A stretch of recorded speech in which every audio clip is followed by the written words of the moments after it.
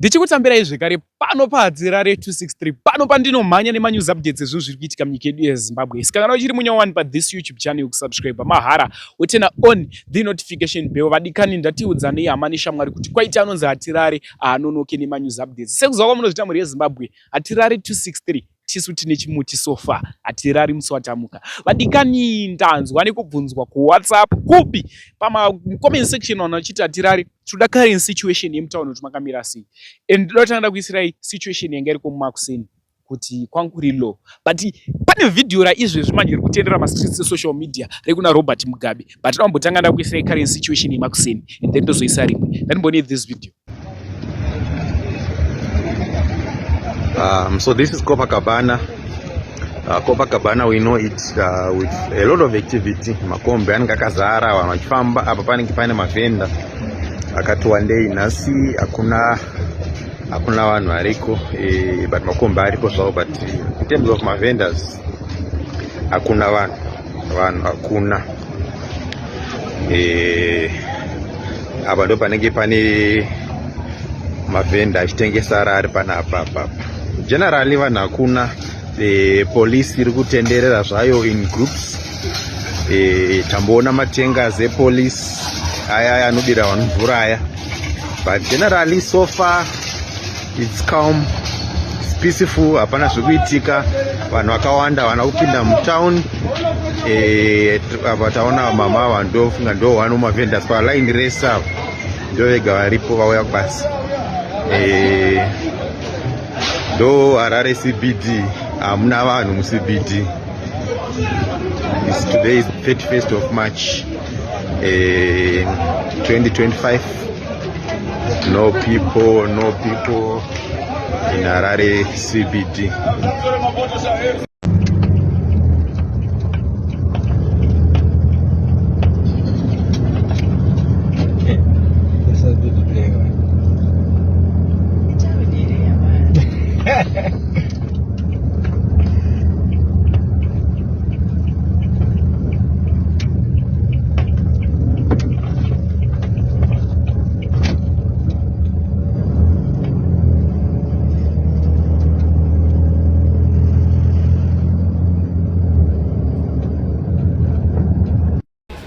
Harare mwana wese 2 pa dollar for 2 arikuenda kuzengeza achitugwiza.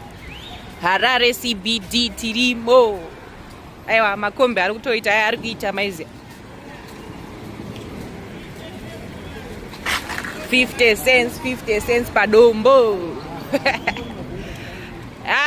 Mademo ndeye social media guys. Background hakuna zviriko kuno. Padombo $50. Sorry, that's 50 cents. Iri kuenda kupi? Airport overspew. Nice. Overspew uko. Hello, abereki muri saying? Hello. Muri saying? Zvese zviripo normal. Dombo overspew 50 cents. Iyo. Yazara. Stop over overspew. Idi uchi guys. Msanye pere social media hakuna zviriko kuno. Tirimo muno mtukumboloda makombi arikuenda ku overspew. Hello moms. Toda kutengawo zvema uimari. Zvima popcorn. Oh, 50 cents. Koma tent. Koma uya kubasa muna unzwa zvekunzi demo what. And then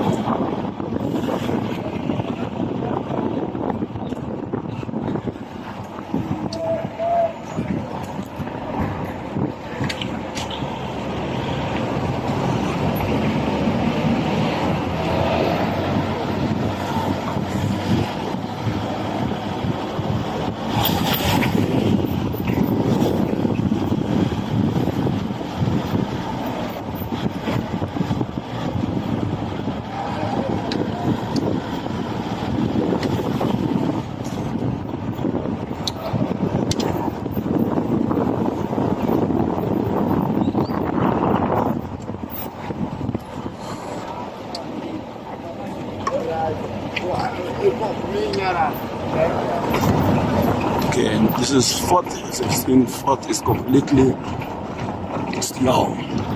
This is unusual for Harare. Fourth, one of the biggest bus terminals in Harare. It's like the first, not the second biggest terminus in Harare, but there's very, very little traffic. Kuna traffic, kuna activity, so this is Harare CBD. This is Harare CBD, and the time is 9:30. Very slow traffic in Harare CBD.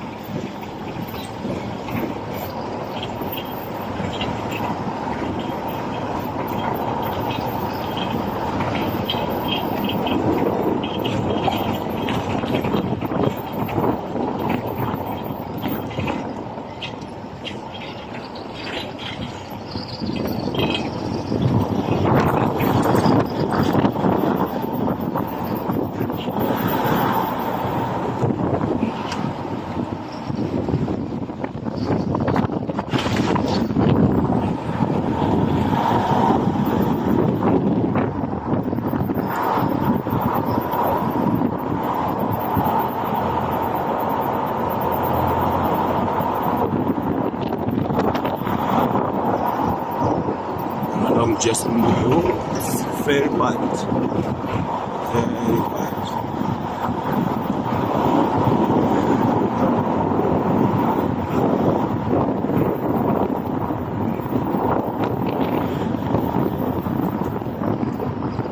This is the whole veterans office, as you can see. A couple of vehicles are parked here. I think some have already come in for work. Most car parks are empty.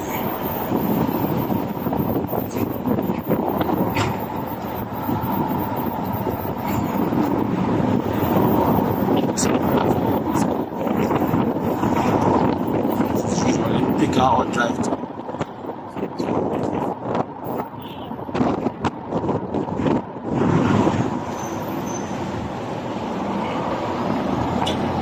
I see today that Chitubiza Road also very bad.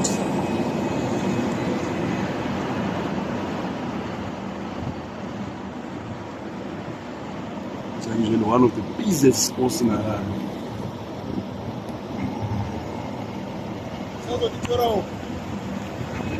Kutora udara. Say. Nice.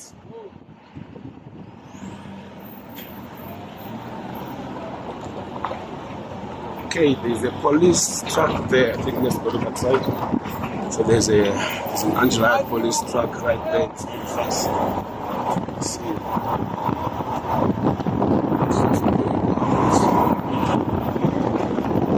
It's 10 minutes.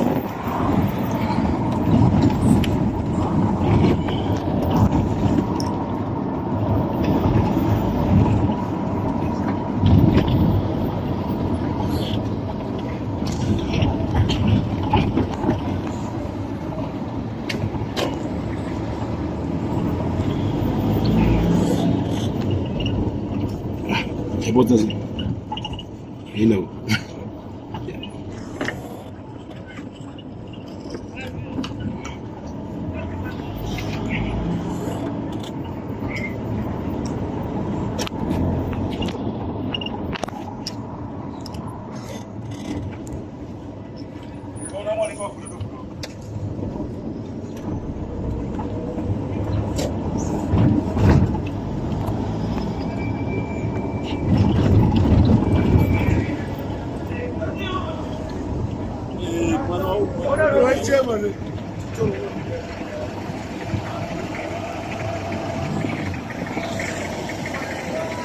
It's Market Square.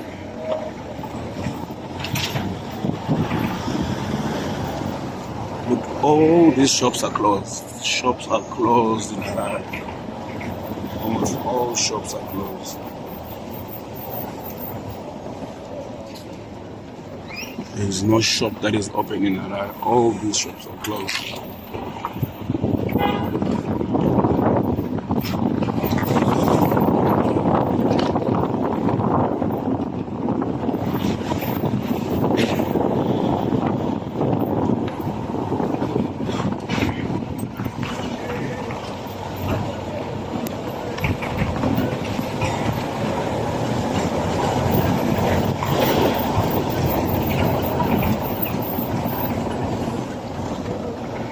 there's no activity. This is Harare Kagoyi Street. Dead quiet.